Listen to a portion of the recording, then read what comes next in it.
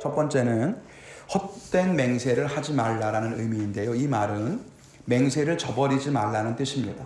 즉 맹세를 해놓고 지키지 않으면 그 맹세는 헛것이니까 그 헛된 맹세를 하지 말라는 거예요. 여러분, 이게 우리가 뭔가 맹세하거나 약속할 때 이게 거짓된 약속이라고 하는 사람은 별로 없을 거예요. 나쁜 사람이고요. 보통은 어떻게 하죠? 약속을 했지만 못 지키는 경우가 많은 거죠. 그런데 그러면 이 앞에 맹세가 거짓된 것이 되니까 너희는 약속을 했다면 지켜라 라고 하는 의미로 보아야 된다는 겁니다. 율법의 가르침은 그래서 맹세한 것을 반드시 지키라 라고 말씀하고 있고요.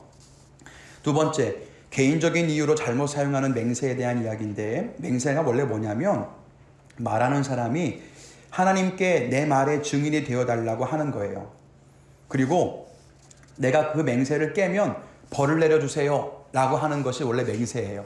그런데 문제는 뭐냐면 두 번째, 약속을 지키기 위해서가 아니라 오히려 무언가를 회피하기 위한 수단으로 자꾸 이 맹세를 쓰는 거예요. 내 손에 장을 찢어요. 뭐 이런 사람 있잖아요. 내가 성을 바꿔요. 근데 한 번도 저는 장 찢은 사람 만난 적이 없어요. 그럼 모두가 다 하나님 말씀 지켰을까요? 약속을 지켰을까요? 아니란 말이에요. 약속 안 지킨 사람 수두룩하지만 그 중에 누구도 전 손바닥에 정말 장 찢은 사람을 본 적이 없어요. 손 왜 그러세요? 제가 거짓말해가지고 장을 찢었어요. 못 만났어요. 한 번도 그런 사람. 여러분 보셨어요? 없죠? 그게 뭐예요? 맹세할 때에는 자기 말을 두둔하기 위해서 쉽게 맹세해버리지만 약속을 안 지키면 그만이라는 거예요. 근데 이게 유대인들에게도 똑같았어요. 하나님의 말씀을 빌려와 하나님 제가 약속을 지킬 건데 하나님이 나에게 증인 되어주시고 하나님 내게 벌 주세요 해놓고 안 지켜도 뭐 벌 받는 사람이 없었다는 거예요. 세 번째는 자기 말에 힘을 싣기 위한 수단으로서만 맹세를 사용했다는 겁니다.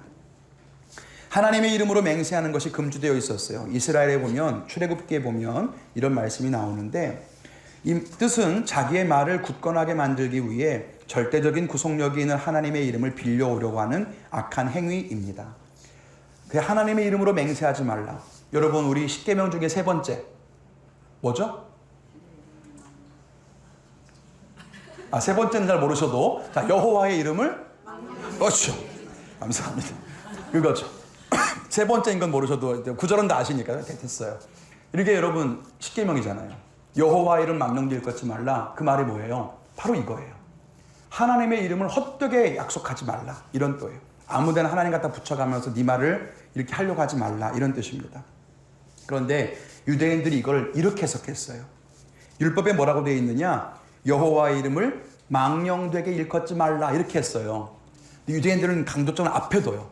여호와의 이름만 망령되게 일컫지 않으면 되는 거 아니냐. 이렇게. 그래서 하나님의 이름이 아닌 것은 괜찮다고 생각했어요. 그래서 대신 많은 것들을 빌려와요.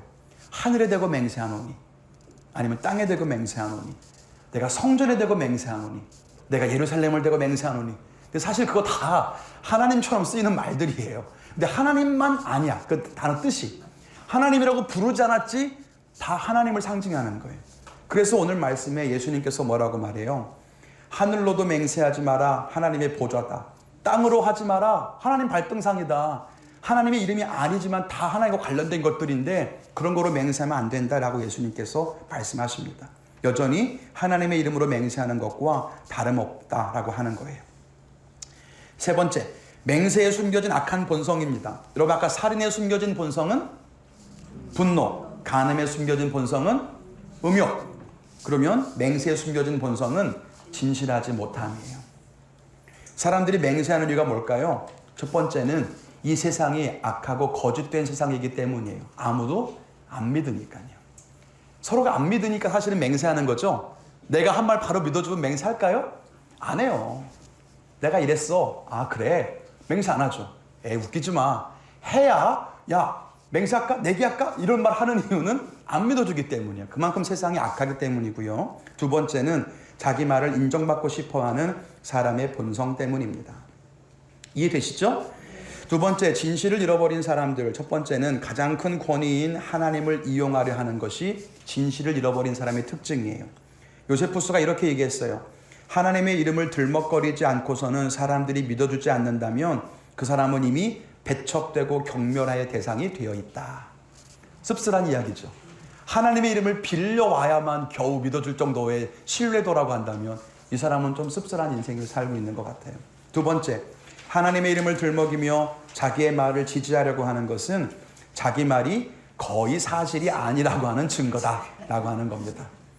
이것도 이해되시죠?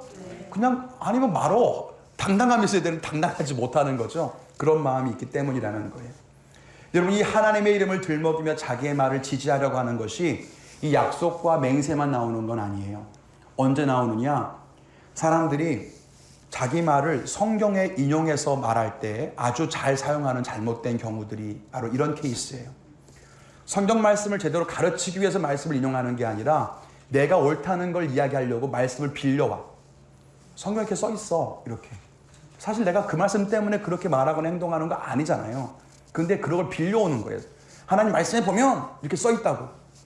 말씀 많이 하는 분들이 대부분 하는 오류예요. 근데 여러분, 그거 잘못된 경우죠. 그냥 가르치면 돼요. 아니면 그냥 말하면 돼요. 그거 틀렸어. 이거 이렇게 해야 돼. 그거 틀렸어. 그러면 꼭 성경 빌려와서 성경에 이렇게 써 있어 라고 말씀을 이렇게 갖다 오는 것도 하나님 말씀의 권위를 인용해서 다른 사람을 누르려고 하는 잘못된 욕망입니다. 특별히 설교자나 목회자들의 대표적인 잘못이기도 하죠. 여러분, 성도님들도 특별히 뭐 속장으로 아니면 뭐 권사님으로 이렇게 직분자로 섬기실 때에 주의하셔야 되는 부분이기도 하겠습니다. 예수님께서는 그런 그들에게 뭐라고 하셨느냐? 뭐라고 했어요? 옳다, 아니다 라고만 하면 된다는 거예요. 맞다, 맞다, 아니다, 아니다 라고만 하면 됩니다. 첫 번째는 자기의 입장과 생각만 밝히라는 거예요. 두 번째, 그걸 넘어서는 것은 악한 것입니다. 왜 악하냐면 다른 사람들의 생각을 내가 조종하려고 하는 욕심이 있다는 거예요. 그리고 환경을 내 뜻대로 만들어 가려고 하는 것은 잘못된 것입니다. 그래서 진실한 태도가 중요한데 자기 말은 진실되게 하고 판단은 타인에게 맡기는 것이 그게 진실한 겁니다. 왜냐하면 남들의 판단을 내가 조정하는 건 잘못된 거예요. 틀렸죠. 여기에 여러분, 기도도 마찬가지입니다.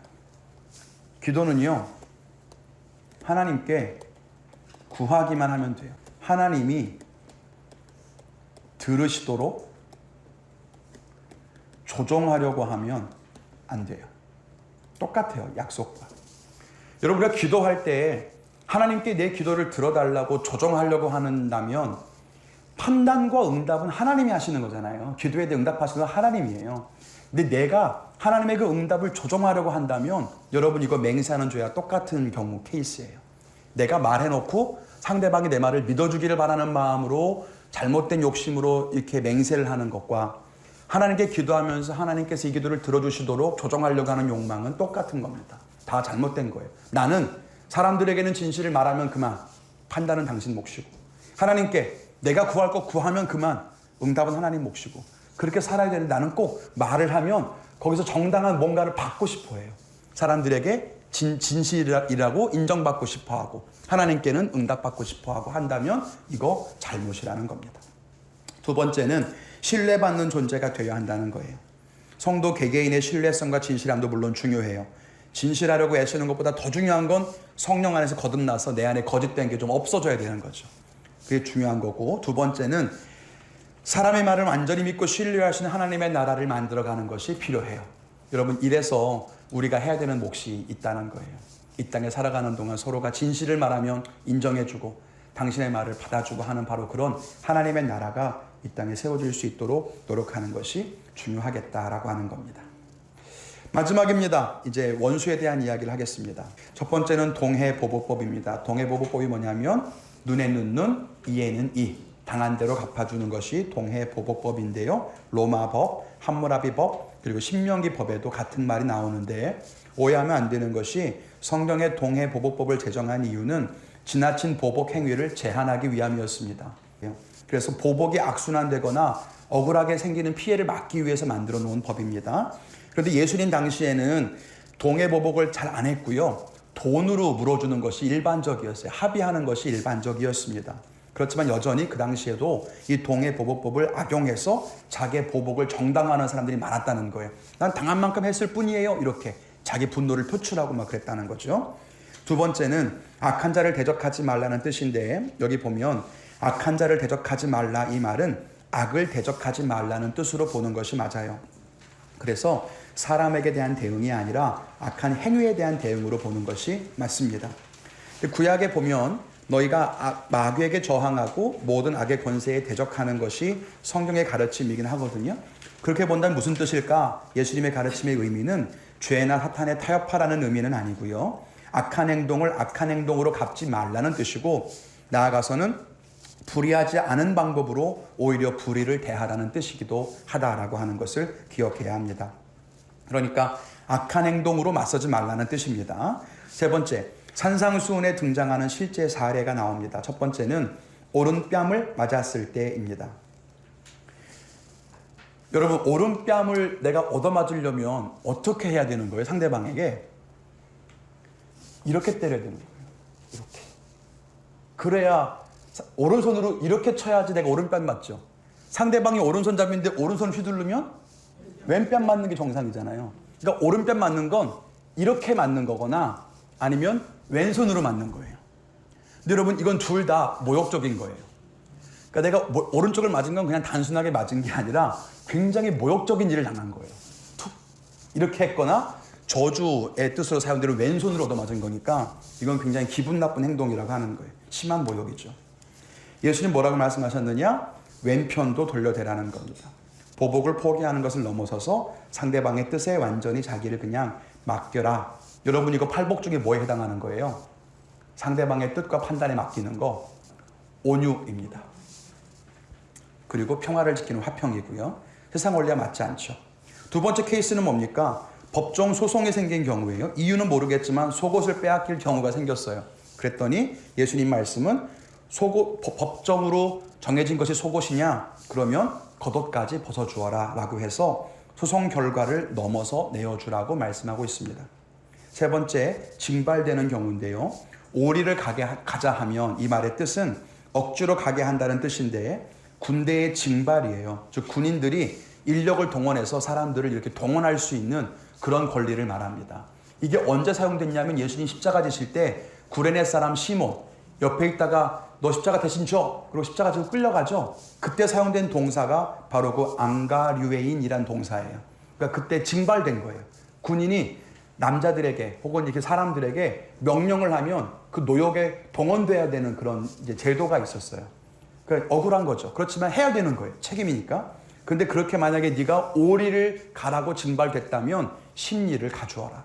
그러니까 징발된 것보다 더 나아가라 이런 뜻입니다. 네 번째는 누가 너에게 빌려달라고 하면 이런 뜻이죠. 그 청을 물리치지 마라 라고 하는 거고요. 여기서 중요한 건 이 자비나 선행에 제한이 없어야 한다는 의미가 아주 중요한 거예요. 자비의 범위를 넘어서더라도 주라는 거예요.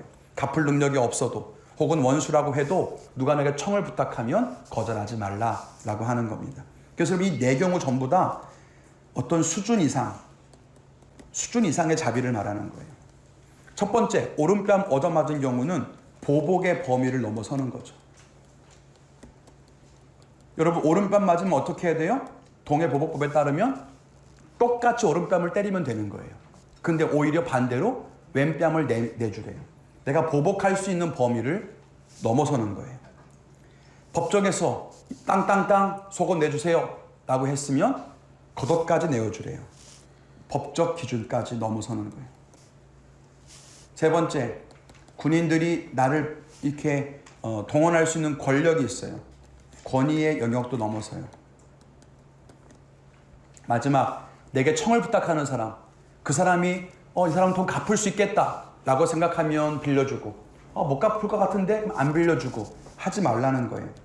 이 사람은 내 마음에 안 드는데 그렇다고 내치지 말라는 거죠. 수용 범위를 넘어서는 거예요. 내가 인정할 수 있는 범위를 넘어서는 거죠. 이것이 원수를 대하는 예수님의 마음이에요. 보복할 수 있는 범위, 법적으로 정해진 거, 권위, 아니면 내가 수용할 수 있는 거 다 넘어서는 지경까지 너희가 선을 베푸는 것이 맞다는 겁니다. 아이고, 힘들죠? 네, 힘들어요. 근데 여러분 앞에 보시면 살인의 숨겨진 욕망은 뭐였을까요? 간음에 숨겨진 욕망은 음욕. 아까 맹세에 숨겨진 것은 진실되지 못한 것, 거짓된 것. 그렇다면 여러분 여기 원수를 사랑하라에 있는 바로 여기에 나오진 숨겨진 욕망은 뭘까요? 저는 욕심일 거라고 생각해요. 손해보고 싶지 않은 거예요. 손해보고 싶지 않은 거. 당한 만큼 갚아주겠어. 이거. 저는 그것이 해당되지 않겠나 이런 생각이 들어요. 돈 빌려달라고 했을 때 내가 받을 수 있을 것 같으면 빌려주지만 그렇지 않으면 내가 손해보기 싫어 라고 하는 그런 마음. 이런 것들이 우리 안에 숨겨져 있지 않겠나 생각이 들죠. 예수님에 대한 가르침입니다. 첫 번째는 원수에 대한 유대인들의 증오인데요. 여러분, 유대인들은요, 적대적인 자들을 증오하라고 가르칩니다. 그러니까 원수를 대적하는 것이 맞아요. 성경에도 원수를 대적하라는 말은 많이 나옵니다. 그런데 원수를 미워하는 이유, 첫 번째는 개인적인 이유 때문이고, 두 번째는 하나님을 대적하고 믿음을 저버린 사람들을 적대시하라는 가르침 때문에 그들은 문화적으로 원수들을 미워하는 문화 속에 살았어요. 갈라서면 미워하게 되는 문화가 그들에게도 있었습니다. 사마리아 사람들 막 이렇게 멸시하거나 이방인들 멸시하는 일들은 문화적인 그 측면에서 하나님 편에 서지 않은 사람들은 나의 원수, 그럼 대적해야 되는 사람들, 이렇게 이해했다는 거예요. 예수님께서는 뭐라고 말씀하시냐면, 레위기 말씀에 나와 있지만 원수를 사랑하라 이렇게 말하는데, 여러분 오늘 방금 읽은 말씀 속에서 뭐라고 써 있습니까? 44절 45절에 보면 나는 너희에게 이르노니 너희 원수를 사랑하며 박해하는 자를 위해 기도하라. 이같이 한즉 하늘에 계신 너희 아버지의 아들이 되리니. 여러분, 팔복 중에 하나님의 아들이라 일컬음 받을 것이요, 누가 받은 축복이죠? 화평하게 하는 자가 받는 축복이에요. 그것과 연결되는 거예요. 화평케 하는 자는 복이 있나니 저희가 하나님의 아들이라 일컬음 받을 것이요. 즉 그 평화를 지키는 것이 원수를 대하는 바로 그 마음과 같은 거죠. 오늘 말씀에 보면 아버지의 온전하심과 같이 온전하라 라고 하는 말씀이 나오는데, 여기 나오는 온전하다는 윤리적인 고결성을 나타내는 데 사용되는 말입니다. 그러니까 온전한 거, 깨끗한 걸 말하는 거고요. 예수님이 제시하신 윤리의 기준은 그래서 하나님의 온전하심 같이 온전해야 한다는 거고, 하나님의 온전함은 결코 율법을 통해서는 얻을 수 없는 것이라서 메시아를 통해서만, 그 구원의 은총을 통해서만 가능하다. 그러나 우리는 이미 그 구원을 얻었으니까 마땅히 그런 삶을 살아야 한다라고 가르치는 말씀으로 이해할 수 있겠습니다.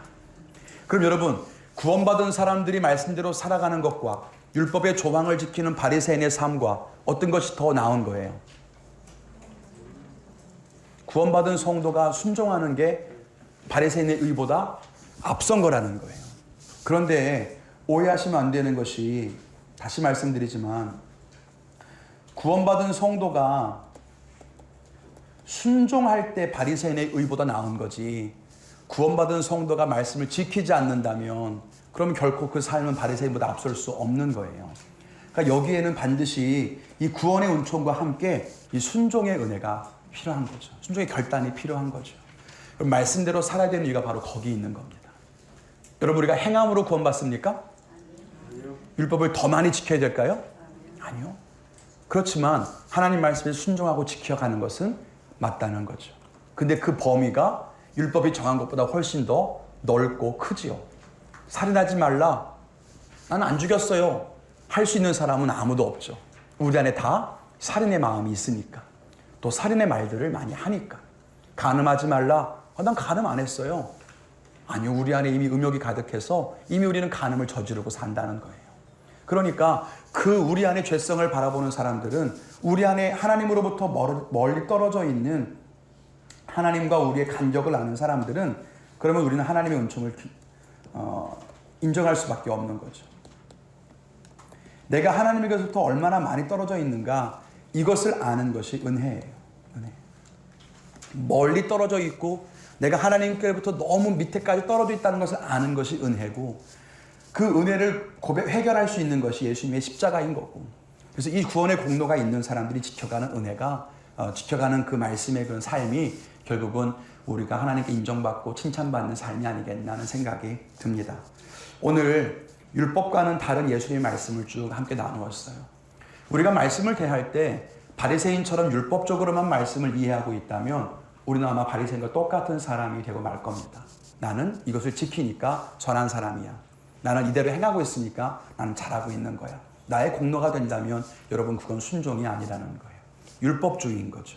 오늘 이 시대에 우리 살아가는 성도님들도 율법적인 성도가 아니라 구원의 은총을 누리며 하나님을 사랑하는 마음으로 말씀에 순종해 갈 수 있는 진짜 믿음의 성도가 되시기를 바라고요. 그 말씀의 은총으로만 날마다 승리하시기를 주님의 이름으로 축원을 드립니다.